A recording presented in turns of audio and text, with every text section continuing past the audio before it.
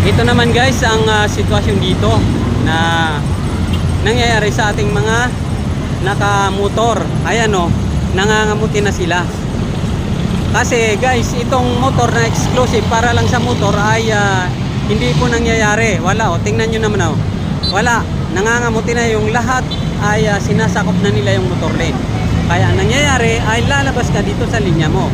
Ang masakit dito, hindi sila hinuhuli. Pagdating dito, sa ilalim ko ng overpass, pakita ko guys. Yan, dito, ang masakit dito, pagdating dito, yung 8 linya doon ay naging 4 dito. At pag lumabas ka dyan sa motor lane, ay huling ka dito, dito banda, sa may harap ng ilalim ng MRT, sa may latex, no? At buti ngayon ay nagmamandulang yung nakikita kong hindi sila nanghuli. Pero guys, huwag kayo, kahit na rush hour dito, bandang hapon pawing Fairview ay may mga naninikit dito.